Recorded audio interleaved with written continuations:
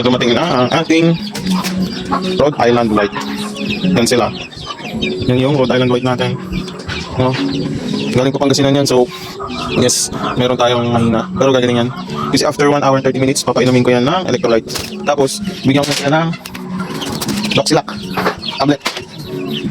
May strategy tayong gagawin. Dating gawin. Ayan, so 2 months ay 6.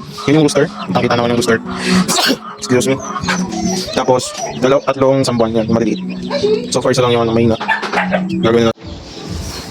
So, ito na yung ginawa natin. May Doxilac tsaka electrolyte. So, tested ko na rin naman to.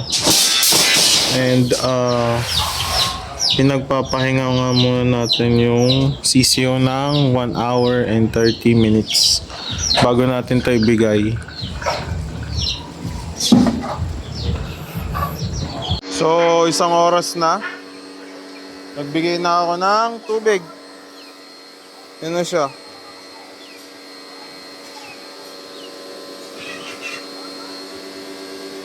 Ayan na sila.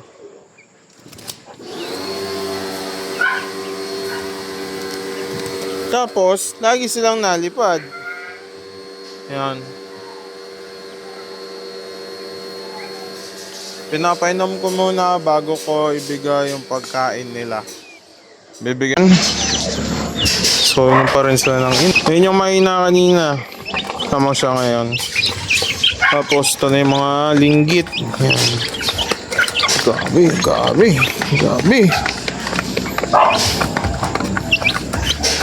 So, ilalim niyan ay lupa.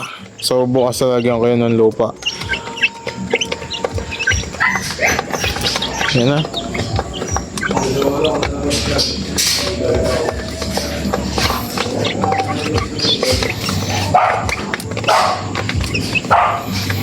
So, ang nilagay ko dito sa tubigan nila na electrolyte ay 3 milligrams.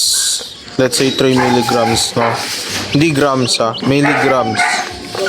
Tapos, 2 tableta ng Doxilac tablet. Dinurog ko yun.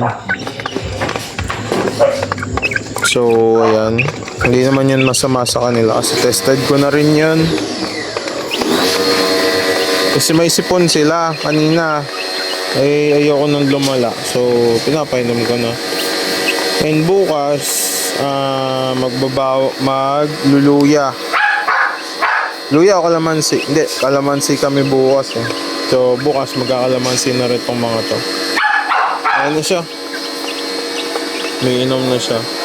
Although hindi siya masigla, pero okay na yan, nainom. Okay. Meron na tayong Rhode Island White. So, ito na yung sila.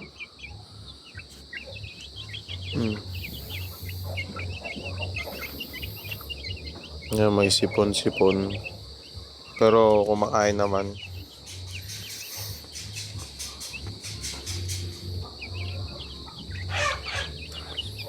Buhay lahat.